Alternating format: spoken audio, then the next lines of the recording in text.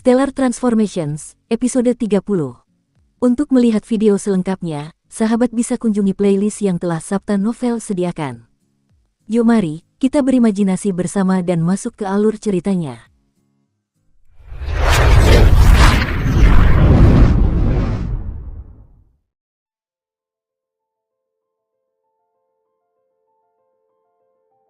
Xiao Hei, rubah sepertinya spesies binatang iblis yang licik, kan? Sudut mulut Qin Yu sedikit melengkung ke atas. Ia berkata kepada Xiao Hei melalui indera sucinya sambil menatap wanita berpakaian ungu itu. Indera sucinya telah menemukan wujud asli wanita itu dalam sekejap.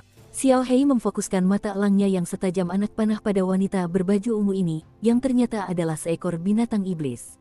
Ia juga berkata kepada Qin Yu melalui indera sucinya, rubah tahap awal Jindan, akan mudah membunuhnya. Setelah menjelajahi alam liar begitu lama, Qin Yu dan Xiao Hei juga telah beradaptasi dengan kekejamannya. Di alam liar, semua binatang iblis itu ganas dan kejam, dan hanya yang terkuat yang bisa bertahan hidup. Jangan tertipu oleh penampilan luar wanita ini. Lagi pula, ketika seekor binatang iblis berubah menjadi manusia, ia bisa menentukan bagaimana penampilannya. Apakah Anda manusia, Tuan?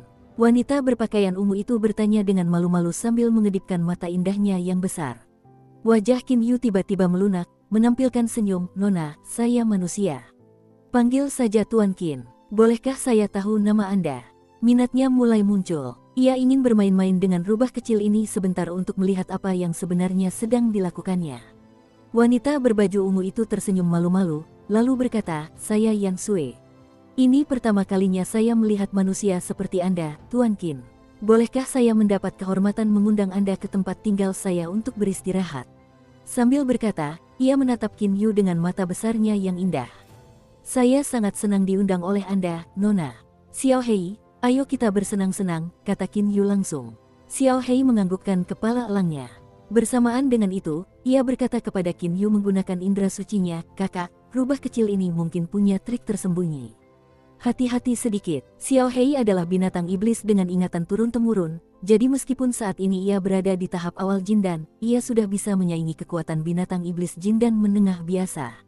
Dan begitu ia menggunakan berbagai teknik fantastis dalam ingatan turun-temurunnya, ia bahkan akan mampu melawan binatang iblis Jindan akhir biasa, apalagi rubah Jindan awal yang tak berarti ini.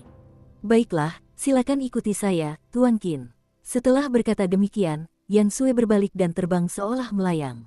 Kecepatannya memang tinggi, tetapi gerakan terbangnya sungguh anggun, membuatnya tampak seperti peri. Qin Yu dan Xiao Hei dengan mudah mengimbangi Yan Sui. Setelah menempuh jarak puluhan mil, mereka tiba di tempat tujuan. Selama ini, Qin Yu selalu berjuang dan tidak bisa bersantai. Kini ia melihat sebuah bangunan bertingkat yang sangat indah, terbuat dari batang pohon persik. Bangunan ini dikelilingi oleh hutan persik yang berbunga indah. "Tuan Qin, ini rumah saya. Mungkin kakak perempuan dan adik perempuan saya yang kedua masih di dalam." Suara lembut Yan Sui terdengar di telinga Qin Yu. Qin Yu sedikit mengangkat alisnya. Indra sucinya telah menemukan bahwa ada dua rubah lain di gedung ini, yang seharusnya adalah kakak perempuan dan adik perempuan kedua Yan Sui. Namun, dalam hal kekuatan, hanya satu dari dua rubah di gedung ini yang telah mencapai tahap tengah Jindan. Kakak kedua, aku membawa tamu kembali." Yan Sui sedikit meninggikan suaranya, memanggil ke arah gedung. "Tuan Qin, ayo masuk," katanya sambil tersenyum. Bersamaan dengan itu, dua wanita cantik lainnya keluar dari gedung. Salah satunya mengenakan pakaian hitam dan tampak seperti wanita berusia 30 tahun. Seluruh tubuhnya terbalut aura kedewasaan. Yang satunya lagi tampak seperti wanita berusia 20-an. Auranya juga menggoda. Anggota klan rubah iblis sungguh sangat menggoda. "Apa kabar, Pak? Saya Yan Zi. Ini adik kedua saya, Yan Lan. Ini adik ketiga saya, Yan Sui, yang pasti sudah Anda kenal. Gedung Peach Blossom saya jarang dikunjungi manusia. Saya senang Anda datang ke sini. Silakan masuk." Setelah berkata demikian, Yan Zi mengulurkan tangannya dan menarik Qin Yu. Ia tidak melawan, membiarkannya menarik sesuka hatinya. Tangannya sehangat batu giok dan terasa nyaman, tetapi Qin Yu sama sekali tidak terpengaruh. Trik apa yang akan digunakan rubah iblis ini? Qin Yu tersenyum dalam hati. Yan Zi tiba-tiba menatap Xiao Hei. Matanya berkilat. Ia lalu berkata sambil tersenyum, "Tuan Qin, elang ini sangat ganas. Apakah itu burung yang Anda jinakkan?" Tanya Yan Zi sambil sedikit menyandarkan seluruh tubuhnya ke lengan Qin Yu. Burung jinak, bukan, dia saudaraku. Qin Yu sangat keras kepala, jadi aura rubah iblis ini tak mampu menggoyahkan hatinya. Karena ia menjalani 10 tahun latihan batas sejak usia 8 tahun, pikirannya telah jauh melampaui orang biasa.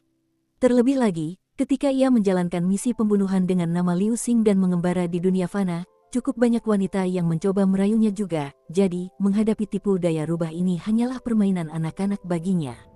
Yan Zi tersenyum, kakak kedua, kakak ketiga, cepat siapkan air dan kue. Ya, suara Yan Sui dan Yan Lan yang lembut dan menggoda meninggi. Lalu mereka berdua masuk ke dalam gedung secepat embusan angin. Qin Yu juga mengikuti Yan Zi ke ruang tamu gedung dan duduk di kursi di ruangan ini. Tak lama kemudian, Yan Sui dan Yan Lan mengeluarkan beberapa kue dan teh. Saya sendiri yang membuat kue ini. Silakan cicipi, Tuan Qin. Yan Sui mengambil satu dan meletakkannya di dekat mulut Qin Yu seolah sedang menyuapinya. Namun, Qin Yu menerimanya dengan tangan dan langsung menggigitnya. Pada saat yang sama, aliran energi bintang mengalir ke mulutnya dan menyelimuti kue itu. Energi itu mengubah kue itu menjadi abu bagaikan api yang berkobar. Senyum tipis muncul di sudut mulutnya. Aroma narkotika.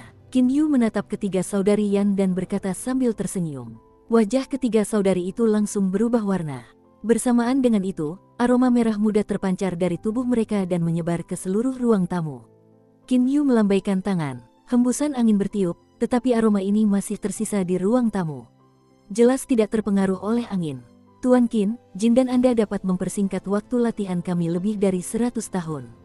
Yan Zi tersenyum genit. Pada saat yang sama, seberkas cahaya putih melesat keluar dari tubuhnya dan berubah menjadi jaring putih raksasa. Jaring ini turun langsung ke arah Qin Yu dan Xiao Hei dari udara. Kakak-kakak, bersiaplah untuk makan besar. Yan Zi dan kedua kakaknya menatap Qin Yu dengan mata menyala-nyala. Xiao Hei, biarkan aku bertarung kali ini. Suara Qin Yu meninggi di benak Xiao Hei. Bau narkotika ini mudah diatasi asalkan tidak masuk ke dalam tubuh. Namun, begitu masuk ke dalam tubuh, efeknya akan sangat buruk. Sebelumnya, Qin Yu sudah siap, jadi dia pasti tidak akan terpengaruh olehnya. Baiklah, cepat selesaikan, kata Xiao Hei dengan enggan. Jagoan, seberkas cahaya keemasan gelap menembus ruang tamu bagai petir dan langsung menembus jaring putih itu. Dengan suara keras, jaring putih itu terbelah dua. Wajah Yan Zi langsung memucat. Bersamaan dengan itu, ia berkata melalui indera sucinya, ini senjata suci kelas menengah. Saudari-saudari, bergabunglah. Yan Zi salah. Senjata yang bisa menghancurkan senjata suci tingkat rendah belum tentu harus senjata suci tingkat menengah. Bisa juga senjata suci tingkat tinggi, atau bahkan senjata suci tingkat atas. Namun, pada dasarnya ia tidak berpikir seorang Xiuzenis di sekitar tahap jin dan bisa memiliki senjata suci tingkat tinggi. Mendengar kata-kata Yan Zi, Yan Sui dan Yan Lan langsung menyerang Qin Yu. Namun, Qin Yu tidak menyerang mereka berdua. Alih-alih, pedang terbang emas gelap melesat ke arah Yan Zi bagai jarum sulaman. Yan Zi segera menarik ikat pinggangnya. Gaun longgarnya pun jatuh. Yang mengejutkan, tidak ada pakaian lain di balik gaun itu. Tubuhnya yang menggoda pun tampak telanjang di depan mata Qin Yu. Sabuk yang ditariknya kemudian tiba-tiba berubah menjadi pedang fleksibel dan ditembakkan langsung ke Qin Yu. Aku tidak pernah menyangka kau akan menggunakan gerakan vulgar seperti ini. Dengan senyum dingin, Qin Yu mengulurkan tangan dan langsung meraih pedang fleksibel itu. Ia mengerahkan kekuatan jari-jarinya, dan pedang itu tiba-tiba patah. Setelah menjadi senjata suci tingkat tinggi, kekuatan sarung tangan api sungguh luar biasa. Saat ini, Yan Sui dan Yan Lan, satu di kiri dan satu di kanan, menyerangnya dari belakang. Seni cakar elang. Tangan Qin Yu membentuk dua cakar elang dan langsung mencengkeram pergelangan tangan Yan Sui dan Yan Lan, mengabaikan senjata di tangan mereka.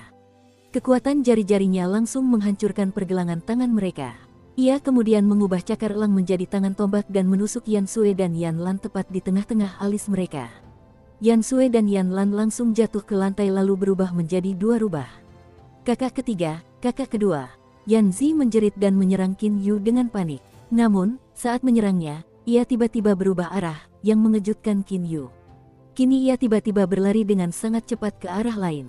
Melarikan diri, mau balapan denganku. Seolah tak menimbulkan suara angin, Qin Yu tiba di sisi Yan Zi dalam sekejap. Sambil melarikan diri, Yan Zi juga menoleh ke belakang dan diam-diam menghela napas lega, bocah itu belum menyusul.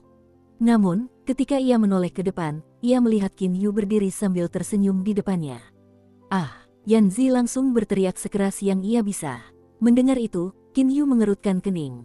Mata Yanzi langsung berkilat. Ia membentuk cakar elang dengan tangannya dan menyerang Qin Yu.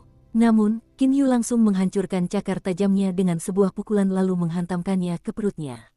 Seluruh tubuhnya terguncang hebat. Ia pun jatuh tak berdaya ke lantai dan berubah menjadi rubah. 3 rubah. Qin Yu tersenyum tipis tanpa peduli. Xiao Hei, terlepas dari spesiesnya, kebanyakan binatang iblis di alam liar ingin membunuh lawan mereka untuk memakan Jindan. Ketiga rubah ini ingin membunuh kita untuk mengambil Jindan kita juga. Ia melambaikan tangan. Api menyembur keluar dan membakar abis tubuh rubah itu dalam sekejap. Seekor Jindan kemudian muncul di hadapannya. Dengan lambaian tangan, ia menghisapnya ke dalam cincin spasialnya. Ia lalu terbang kembali ke gedung Peach Blossom. Xiao Hei menatap Qin Yu dan berkata kepadanya melalui indera sucinya, "Kakak, kita baru setengah jalan dalam perjalanan pulang ini, tapi kita sudah membunuh beberapa binatang iblis Jindan. Kita tidak ingin membunuh mereka tanpa alasan, tapi binatang iblis ini terlalu ganas. Mereka semua ingin memakan Jindan kita, tapi mereka terlalu lemah. Bukan karena mereka terlalu lemah, tapi karena mereka terlalu picik. Xiao Hei, 2 Jindan lainnya milikmu. Ayo kita cari tempat terpencil untuk menyempurnakannya," kata Qin Yu sambil tersenyum. Xiao Hei membuka mulutnya. 2 sambaran petir menyambar dan langsung mengenai tubuh kedua rubah itu. 2 Jindan terbang sekaligus, yang langsung tertelan ke perut Xiao Hei. Ia lalu berkata, "Kakak, 2 Jindan ini mungkin butuh waktu 3 hari untuk kusempurnakan. Ayo kita cari tempat dulu." Qin Yu dan Xiao Hei meninggalkan gedung bunga persik ini dengan sangat cepat. Di alam liar, binatang iblis biasanya saling membunuh untuk memakan Jindan atau Yuanying lawan demi meningkatkan kekuatan mereka. Tentu saja, untuk bisa memakan Jindan binatang iblis lain, mereka harus cukup kuat.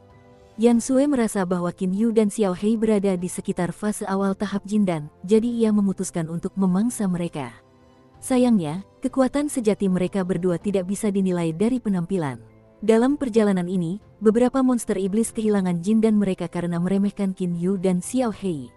Malam semakin dingin, angin di alam liar semakin kencang. Di pegunungan tak bernama di alam liar, Qin Yu dan Xiao Hei tinggal di sebuah gua. Sebuah formasi ilusi sederhana telah terbentuk di mulut gua. Qin Yu sedang duduk bersila. Jindan yang diambilnya melayang di depannya.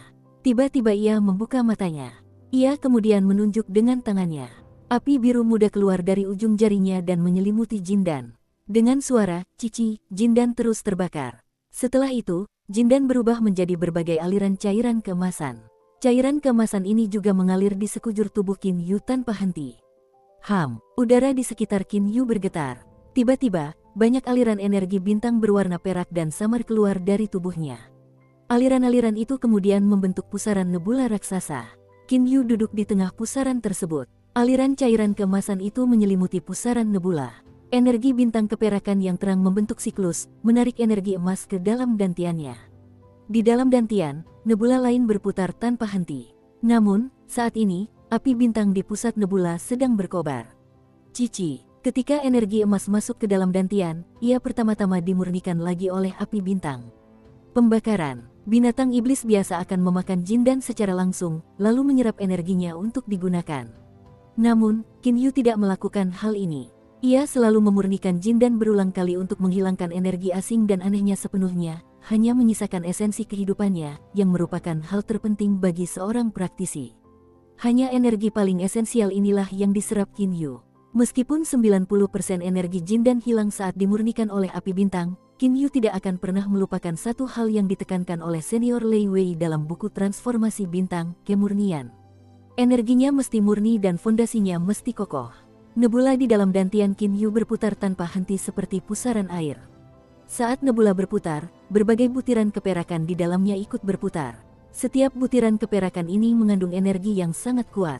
Energi paling murni yang tersisa setelah pemurnian diserap oleh butiran-butiran keperakan ini. 90% energi Jindan dihilangkan selama proses pemurnian. Hanya energi paling murni yang tersisa, yaitu esensi kehidupan seorang Xiuzenis. Qin Yu hanya memurnikan sedikit cairan emas yang mengambang di luar tubuhnya setiap kali. Ia tidak terburu-buru dan tidak boleh terburu-buru. Setelah hampir 3 hari penuh, Qin Yu akhirnya berhasil memurnikan dan menyerap seluruh energi Jindan. Dia membuka matanya dan melihat bahwa di satu sisi Xiao Hei telah selesai berlatih. "Kakak, kau sudah selesai menyempurnakannya." Aku juga baru saja selesai menyempurnakannya, kata Xiao Hei kepadanya menggunakan komunikasi indera suci. Qin Yu mengangguk sambil tersenyum. Kakak, setiap kali kita menyerap jindan, kita harus meluangkan waktu. Binatang-binatang iblis itu memakan jindan dengan sangat cepat, tetapi mereka menelannya bulat-bulat tanpa berpikir. Mereka tampaknya percaya semakin banyak energi semakin baik. Suara Xiao Hei terdengar sedikit meremehkan. Binatang iblis biasa hanya memiliki akses ke teknik latihan paling dasar sehingga pengetahuan mereka sangat sedikit. Bagaimana mungkin mereka bisa dibandingkan dengan Xiao Hei? Lagi pula, ada banyak teknik latihan misterius dalam ingatan Xiao Hei. Xiao Hei, ayo berangkat. Dukung terus channel YouTube Sabta Novel. Dengan gerakan tubuhnya yang lincah, Qin Yu langsung bergegas keluar dari gua. Formasi ilusif itu telah dihancurkannya hanya dengan lambaian tangan. Xiao Hei juga bergegas keluar dengan kepakan sayapnya. Satu orang dan satu elang kemudian melanjutkan perjalanan latihan mereka melintasi alam liar. Catatan, Yan Sui dalam bab ini dan Yan Sui di bab sebelumnya adalah dua karakter yang berbeda. Kita lanjut ke alur ceritanya. Saat Qin Yu dan Xiao Hei sedang dalam perjalanan, di markas mereka di kota siang, saat itu bulan sedang terang benderang dan bintang-bintang hanya sedikit. Qin De berdiri di halaman, menatap bulan di langit dengan tangan di belakang punggungnya. Situasi umum telah diputuskan. Mata Qin De berbinar-binar. Jelas sekali ia sangat gembira. Kali ini, langkah yang bertujuan untuk merebut kendali penuh atas dua wilayah utara telah terlaksana dengan sempurna. Dari awal hingga akhir, semuanya sesuai rencana Qin De. Dulu, ia bertemu dan bernegosiasi dengan Sang Guan Hong, dan mengatakan ingin bersekutu dengannya hanya untuk hari ini. Terlepas dari apakah Sang Guan Hong benar-benar bersekutu dengan Qin De atau tidak, ketika rencana itu dijalankan, Sang Guan Hong harus menyatakan secara terbuka bahwa ia berada di pihaknya. Kecuali beberapa petinggi, semua jenderal dan prajurit tidak akan tahu apa-apa tentang kebenaran. Hanya dalam situasi inilah rencana untuk menguasai dua wilayah utara dapat sepenuhnya terlaksana. Dalam situasi saat ini, klan Qin hanya perlu menggunakan beberapa manuver kecil dan seluruh wilayah utara akan menjadi miliknya dan bukan lagi milik klan Sangguan. Jing Yi, Yuer, kalian akan melihat dari surga bahwa aku pasti akan membalas kematian kalian. Klan Siang ditakdirkan untuk diinjak-injak berkeping-keping olehku. Siang Guang dan Wu De pasti akan mati juga. Tatapan Qin De tiba-tiba menjadi tajam. Ia juga mengepalkan tinjunya di belakang punggungnya, menyebabkan semua jarinya memutih. Kebencian. Ada kebencian yang mendalam di hati Qin De. Kematian istrinya, orang yang paling dicintainya, dan kematian putra bungsunya, telah menyiksa hatinya setiap malam seperti semut. Hingga ia menghancurkan klan Siang dan membunuh Siang Guang serta Wu De, ia tak akan bisa menikmati malam yang damai. Kegelapan menjelang fajar telah sirna. Qin De telah melihat secercah kemenangan pertama. 1 bulan, dalam 1 bulan, aku akan menyatukan seluruh kerajaan Chu, menghancurkan klan Siang, dan membunuh Siang Guang serta Wu De. Qin De berpikir dalam hati. Meskipun saat ini pasukannya dan klan Siang sedang saling berhadapan, ia tetap sangat yakin. Klan Siang kehilangan 1 wilayah sehingga kini menguasai 6 wilayah, termasuk 3 wilayah milik klanmu. Dengan tambahan 2 wilayah milik klan Sangguan, klan Qin kini juga memiliki 6 wilayah. Kedua kubu pada dasarnya memiliki kekuatan yang setara. Meskipun klan Qin memiliki pasukan yang sedikit lebih kuat, mereka adalah pihak yang menyerang, sementara klan Siang adalah pihak yang bertahan. Dan dalam pertempuran memperebutkan kota berbenteng, pihak yang menyerang umumnya akan kehilangan lebih banyak pasukan daripada pihak yang bertahan. Singkatnya, kedua belah pihak cukup berimbang dan sudah mulai saling berhadapan. Namun, Qin De masih yakin bahwa ia akan menyatukan seluruh kerajaan Chu dalam waktu 1 bulan. Qin Yu dan Xiao Hei melaju melalui wilderness dengan sangat cepat. Yang lain ingin mati. Qin Yu dan Xiao Hei berhenti lagi. Macan tutul jin dan awal, oh, itu macan tutul angin hitam. Di klan macan tutul angin hitam adalah jenis yang sangat istimewa. Sepertinya kita akan mendapat sedikit masalah. Qin Yu berkata kepada Xiao Hei menggunakan indera sucinya. Ia telah menyadari ada seorang pria beberapa ribu meter jauhnya dari mereka. Semakin kuat seekor binatang iblis, semakin sulit baginya untuk berubah menjadi manusia. Ambil contoh, Raja-Raja Elang Api Emas. Elang yang pernah ditemui Qin Yu dan Xiao Hei sebelumnya telah mencapai tahap Yuanying, tetapi belum mampu berubah menjadi manusia. Ketika bertemu dengan elang api emas itu, Qin Yu dan Xiao Hei pada dasarnya tidak berniat melawannya dan langsung melarikan diri. Dan 3 rubah yang dia bunuh beberapa hari yang lalu hanyalah rubah iblis biasa dalam keluarga rubah. Sedangkan macan tutul angin hitam, Karena mereka bisa berubah menjadi manusia setelah melewati 4 in 9 kesengsaraan surgawi, mereka tampak tidak tangguh sama sekali, tetapi sebenarnya mereka sangat istimewa. Macan tutul angin hitam sangat sulit ditangani karena mereka sangat cepat. Klan macan tutul selalu terkenal dengan kecepatannya. Dalam hal kecepatan, di antara hewan yang berlari, tidak ada binatang iblis lain yang dapat menandingi macan tutul. Dan macan tutul angin hitam bahkan merupakan pengguna kecepatan terbaik di antara macan tutul, jadi bisa dibayangkan betapa cepatnya mereka. Karena mereka terlalu cepat, sulit untuk membunuh mereka. Xiao Hei, dia datang. Indra suci Qin Yu sepenuhnya tertuju pada lawannya. Jiwanya selalu dipupuk oleh air mata meteorik, sehingga indra sucinya pun terus berkembang. Kini, indra sucinya tak lagi sebanding dengan kekuatannya. Inilah alasan mengapa Qin Yu mampu mendeteksi macan tutul angin hitam lebih awal daripada Xiao Hei. Kakak, sepertinya macan tutul angin hitam ini ingin menyerang kita, kata Xiao Hei dengan angkuh. Sebuah siluet hitam menyerbu ke arah mereka dari kejauhan bagai petir. Sasarannya adalah Qin Yu. Mata Qin Yu tiba-tiba berbinar. Pada saat yang sama, seluruh tubuhnya berubah menjadi beberapa ilusi. Ia membentuk 2 cakar elang dengan tangannya dan terus-menerus bertukar puluhan serangan dengan penyerang ini bagai kilat. Ketahui tempatmu. Senyum dingin samar muncul di sudut mulut Qin Yu. Macan tutul angin hitam ini tiba-tiba hanya menggunakan serangan mematikan, sehingga Qin Yu pun menjadi kejam. Ia tiba-tiba mengubah cakar elangnya menjadi pedang jari. Energi bintang keperakannya yang samar dan samar membentuk pedang di sekelilingnya. Dengan tebasan pedang jari, ia menembus telapak tangan macan tutul angin hitam. Macan tutul angin hitam terbang mundur beberapa ratus meter dan berdiri di udara. Namun, sebuah lubang muncul di telapak tangan kanannya dan darah mengalir keluar. Dalam wujud manusianya, macan tutul angin hitam tingkat jindan ini memancarkan aura energi yang kuat di sekujur tubuhnya. Semua ototnya ramping dan terlihat sangat mirip dengan Qin Yu. Lebih tepatnya, tubuh macan tutul angin hitam ini hampir sama dengan Qin Yu, hanya saja Qin Yu memiliki aura yang lebih kuat. Kalian berdua membunuh ketiga saudari Yan. Jawab aku. Macan tutul angin hitam itu sepertinya tidak mengerti seberapa besar jarak di antara mereka. Dia bahkan berteriak pada mereka. Qin Yu melipat tangannya di depan dada dan sedikit mengangkat dagunya, lalu berkata sambil tersenyum, "Oh, memangnya kenapa kalau aku membunuh mereka? Bagaimana kalau aku tidak melakukannya? Mungkinkah kau ingin membalas dendam atas kematian mereka? Apa hubunganmu dengan mereka? Apa mereka simpananmu?" Tanya Qin Yu bercanda. Macan tutul angin hitam ini cepat, tetapi ia masih berada di tahap awal jindan, sehingga dibandingkan dengan Qin Yu, yang juga mahir dalam kecepatan, ia sedikit lebih lambat. Jika ia adalah macan tutul angin hitam jindan tingkat menengah, Qin Yu pasti harus mengeluarkan banyak energi. Dan jika ia adalah macan tutul angin hitam jindan tingkat lanjut, Qin Yu mungkin tidak akan bisa mengejarnya dan menang dengan mudah. Sayangnya bagi macan tutul ini, ia baru berada pada fase awal tahap jindan. Dari mana kalian berdua berasal? Mungkinkah kalian tidak tahu bahwa dalam radius 3000 li dari tempat ini adalah wilayah kekuasaan Shen bersaudara? Aku tak lain adalah Shen Yi. Yan bersaudara adalah rekan kita, tetapi kalian bahkan berani membunuh mereka. Mata Shen Yi terus berkilat penuh kebencian. Dia berpakaian kulit, otot-otot tubuhnya seperti logam, tampak sangat kuat. Sayang sekali Qin Yu sama sekali tidak peduli dengan amarahnya. "Oh, sepertinya kalian sudah lama mencariku, kan?" kata Qin Yu sambil tersenyum acuh tak acuh. Wajah Shen Yi menggelap. Memang, tepat setelah mengetahui kematian ketiga saudari Yan, mereka mulai mencari pembunuhnya.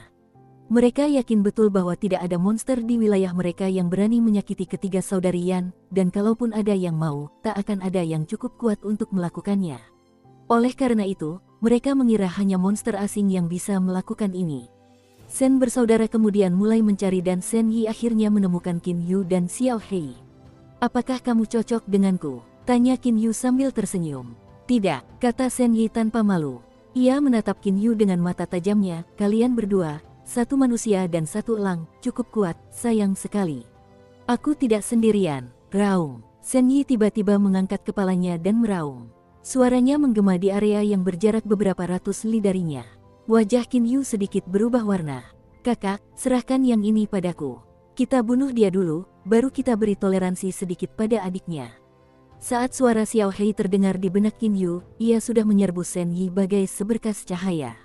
Melihat seekor elang hitam raksasa terbang ke arahnya dengan sangat cepat sambil merentangkan sayapnya, Shen Yi langsung mundur. Xiao Hei mencakar dengan cakar tajamnya yang sedingin es, tiba-tiba membelah udara. Wajah Shen Yi berubah warna karena terkejut. Dengan mengerahkan seluruh anggota tubuhnya, ia langsung menghindari serangan itu. Raungan, raungan, raungan. Kali ini auman Shen Yi lebih keras. Di saat yang sama, tubuhnya tiba-tiba mulai berubah. Dalam sekejap, ia telah berubah dari manusia yang kuat menjadi macan tutul angin hitam. Macan tutul angin hitam berukuran hampir sama dengan macan tutul biasa. Namun, macan tutul angin hitam ini memiliki pola garis-garis biru di punggungnya. Yang paling mengejutkan adalah kini terdapat duri-duri di keempat cakarnya yang tajam. Xiao Hei, kenapa kau lama sekali menangani macan tutul angin hitam Jin dan tahap awal? Apa yang kau katakan terakhir kali? Sepertinya kau bilang kau bahkan lebih kuat daripada elang api emas dengan level yang sama. Elang api emas jauh lebih tangguh daripada macan tutul angin hitam, kau, kata Qin Yu bercanda di satu sisi. Xiao Hei menatap Qin Yu dengan kesal. Ia lalu menatap macan tutul angin hitam, berkata menggunakan indera sucinya, macan tutul kecil, maafkan aku, tapi kau akan segera mati. Nikmatilah saat-saat terakhir hidupmu. Mendengar itu, macan tutul angin hitam langsung murka. Ia melompat. Dalam sekejap, ia telah menempuh jarak puluhan meter. Ayah! Mata Xiao Hei berkilat. Dua petir ungu tiba-tiba melesat dari matanya dan menyambar tubuh macan tutul angin hitam Shen Yi tepat sebelum ia sempat bereaksi. Sebuah raungan terdengar. Pada saat yang sama, kilat menyambar tubuh macan tutul angin hitam. Ia jatuh tersungkur ke tanah. Xiao Hei kemudian mengepakkan sayapnya. Dalam sekejap mata, ia mengepakkannya dengan sangat cepat beberapa kali. Ia pun menghilang dengan cepat seolah-olah telah menggunakan teleportasi. Ketak, cakar elang Xiao Hei langsung menghancurkan kepala macan tutul angin hitam. Macan tutul itu langsung mati. Xiao Hei langsung menelan Jin dan macan tutul angin hitam ini. Kakak, macan tutul angin hitam ini punya saudara. Jin dannya akan menjadi milikmu, ya. Xiao Hei segera menggunakan komunikasi indera suci. Qin Yu tersenyum. Ia mengerti niat baik Xiao Hei. Shen Yi ini hanyalah binatang iblis Jin dan tahap awal.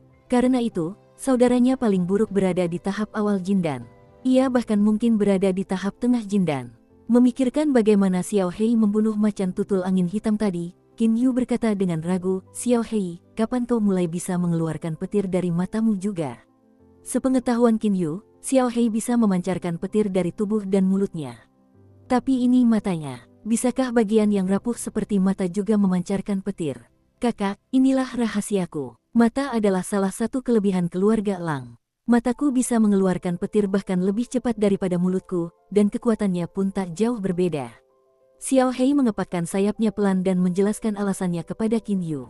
Qin Yu tak kuasa menahan diri untuk memujinya diam-diam. Xiao Hei memang terlalu misterius. Setidaknya Qin Yu tidak yakin bisa mengalahkan Xiao Hei jika mereka bertarung.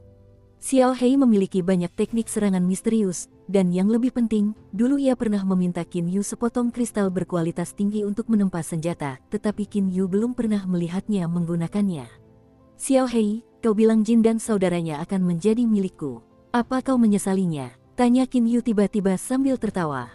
Xiao Hei menggelengkan kepalanya, berkata, untuk apa aku menyesal? Aku. Namun sebelum ia sempat menyelesaikan kalimatnya, ia kehilangan kata-kata. Ada dua macan tutul iblis angin hitam. Lagi pula, mereka. Saat ini Xiao Hei tampak serius. Ia tak lagi sesantai sebelumnya. Qin Yu mengangguk dan melihat ke arah barat, lalu berkata, benar, kedua macan tutul angin hitam ini sama-sama binatang iblis Jin dan tingkat akhir. Dari segi kecepatan, mereka bahkan bisa sedikit lebih cepat dariku. Siapa sangka bocah Jin dan awal seperti dia punya dua saudara. Dan mereka bahkan dua macan tutul angin hitam Jin dan akhir. Kakak, sepertinya situasinya agak merepotkan. Ini tahap Jin dan akhir, dan mereka ada dua. Lebih parahnya lagi, mereka macan tutul angin hitam, jenis macan tutul tercepat. Mereka benar-benar musuh paling tangguh yang pernah kami temui sejak lama, kata Xiao Hei. Dulu mereka pernah bertemu dengan seekor elang api emas yang bahkan lebih tangguh, tetapi elang itu telah mencapai tahap Yuanying sehingga Qin Yu dan Xiao Hei tidak punya sedikit pun niat untuk melawannya. Namun, dia dan Xiao Hei menganggap dua macan tutul angin hitam ini sebagai lawan mereka. Saudara ketiga, dua pria yang hampir identik dengan Shen Yi dan berpakaian kulit muncul di samping mayatnya. Tubuh mereka berdua hampir sempurna. Dilihat dari tubuh mereka saja, orang bisa melihat bahwa mereka paling jago dalam menggunakan kecepatan. Terlebih lagi, mengingat betapa kuatnya otot mereka, mereka pasti juga sangat kuat. Aku Shen Bao. kata pria beralis biru itu sambil menatap Qin Yu dan Xiao Hei. Aku Shen Yu, kata pria lainnya. Setelah membunuh saudara ketigaku, kalian berdua harus bersiap untuk mati, kata pria beralis biru di sebelah kiri dengan dingin. Kedua ahli jin dan dari klan macan tutul angin hitam ini memancarkan dua aura yang menakutkan. Sebagai dua ahli jin dan tingkat akhir, mereka pasti sangat marah atas kematian adik bungsu mereka. Dalam radius 3000 li dari tempat ini, tak seorang pun berani menantang mereka dan adik bungsu mereka. Meskipun Shen Yi, saudara ketiga, masih berada di tahap awal jin dan, berkat perlindungan dari mendiang dua saudaranya, tidak ada yang berani mengancamnya. Shen Bao dan Shen Yu menganggap Shen Yi sebagai harta karun dan tidak membiarkan siapapun mengganggunya. Namun, sekarang Shen Yi sudah meninggal. Shen Bao dan Shen Yu terus-menerus meningkatkan energi mereka. Keduanya bersiap untuk melepaskan kekuatan mereka dalam sekejap. Xiao Hei, kita belum pernah bertarung sesering yang kita mau selama perjalanan ini, kata Qin Yu menggunakan indera sucinya. Mata Xiao Hei juga berbinar-binar dengan semangat juang yang kuat. Kakak, elang api emas itu jauh di atas kemampuan kita, sementara yang terkuat di antara binatang iblis lainnya hanyalah jin dan tingkat menengah, dan itu bahkan binatang iblis biasa. Mereka terlalu lemah atau terlalu kuat sehingga kita tidak bisa mengeluarkan kemampuan bertarung kita yang sebenarnya. Sekarang setelah kita bertemu dengan dua macan tutul angin hitam jin dan tingkat akhir ini, akhirnya kita bisa bertarung dengan baik melawan mereka. Qin Yu bisa merasakan darahnya mendidih lagi. Perasaan ini sangat mirip dengan perasaan melampaui batas fisik saat sesi latihan batas waktu kecilnya. Yang kiri milikku, yang kanan milikmu, kata Qin Yu melalui indera sucinya. Mata Shen Bao tampak seperti memancarkan kilat. Tiba-tiba, ia berteriak keras, bunuh. Di satu sisi, aura Shen Yu juga tiba-tiba menjadi ganas. Dengan kecepatan tercepat mereka, kedua macan tutul saudara angin hitam itu kemudian menyerang Qin Yu dan Xiao Hei seperti dua petir hitam. Membunuh. Aura Qin Yu dan Xiao Hei juga tiba-tiba mencapai batas maksimalnya. Setelah teriakan elang, keduanya melepaskan kemampuan bertarung terkuat mereka dan menyerang lawan masing-masing seperti dua sambaran petir.